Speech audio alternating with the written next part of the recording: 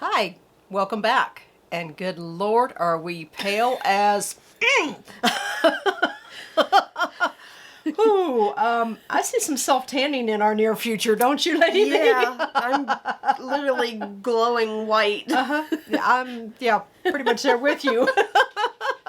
Being blinded by my own reflection here.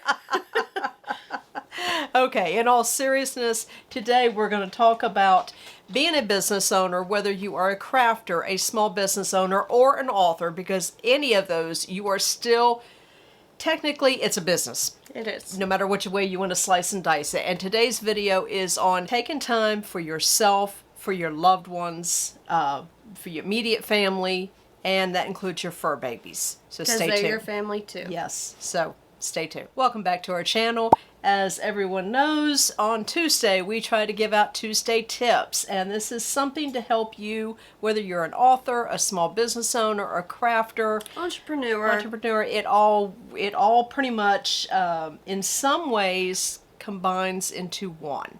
And when it comes to your time management, this is definitely one of those areas that it all combines into one. So we're going to go over today the importance of taking care of yourself, your family, your immediate family especially, and that includes fur babies. And we have an example of this just trying to bite us in the butt just last week. Yes.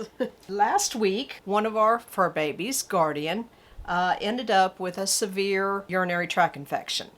We were very thankful that we caught it and it stayed an infection and not a blockage, because a blockage would have meant immediate surgery. And we were able to get him the medical help he needed.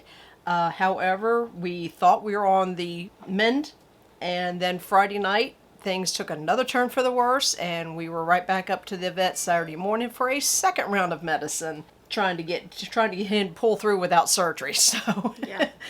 if we're looking a little tired, it's because been a stressful weekend. It has. It's been a very stressful weekend.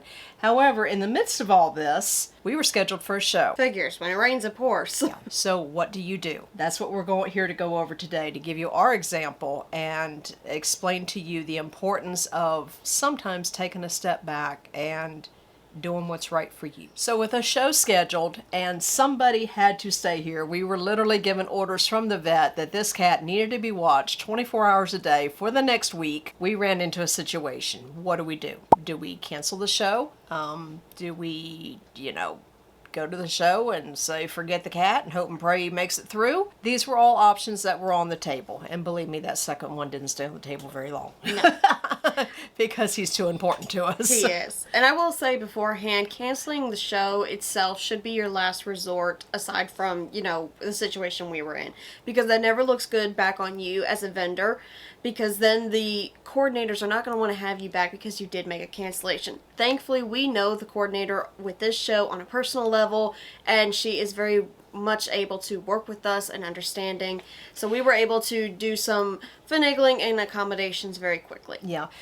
One of the things that I did was, as soon as we got home from the vets the first time and I realized the severity of the situation, is I reached out to her and I explained to her the situation, and I told her that we were looking at options, that we were going to sit down as a family, and that I would let her know what our final decision was shortly. But I wanted to give her a heads up so that she had time to do what she needed to do. It never looks good at a show if you have blank spots where vendors just don't show up. And so I knew, and given her a couple days leeway, or a couple days warning, that she could get another vendor in there, which she ended up doing. What we ended up deciding, and some of the questions that came up were, how much money are you going to lose if you don't show up at this show? Because let's face it, once you put the money out for a show to do, as a vendor, it's almost impossible to get that money back. Pretty much most of especially your outdoor shows are rain and shine. You put your money up, that's it. It's gone. Just consider it gone. The only way you're going to make it back is show up to show and make your money. Plain and simple. So the other question that came up was, how many fans are we going to disappoint if we pull out of this show? We advertise our shows very heavily, that we're going to be there. We know that we have fans that follow us from show to show. What's going to happen if we don't show and there's no warning? So that was a second option. And then the third thing is okay, is there any way we could send a representative with a very small contingent? Now, if you don't do the show yourself, it is almost going to be impossible for somebody to step in your shoes unless they have done every show with you. Now, if you've got a helper that, has done every show with you and they know it just as well as you do, hand it over to them. Or a loving husband and father. Yes. That works out very well, too. That works out very well, which is exactly what we did. We sent Mr. B out with a very, very small contingent of our product. We did not send out any books, no mugs. We didn't very little statues, yeah, because we only didn't sent out the very tiny ones, the baby ones. He had enough. No to fill, stickers. No stickers. Yeah, he had enough to fill one table and one table only. But being that he was already set to help the coordinator of that show, he helps her set up, take down, just like as Lady V said, we know her, she's a friend.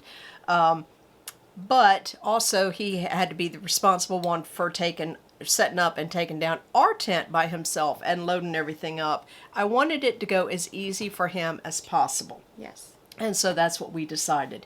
It worked out well for us, this decision. Had he not been able to go, we would have canceled. That's the honest truth. I would have given her enough notice that she could have gotten somebody else in there in our spot, and it would have been the end of story. So we hope that our situation sheds some light to you and gives you a few options. If you run into this situation, you know what to do, or you at least have some stepping stones, or some foresight to know what some of your options are. And until next time, if you like this video, please consider giving it a thumbs up. And always remember, work smarter, not harder. Hi. Hey, baby. It's so good to see you feeling better.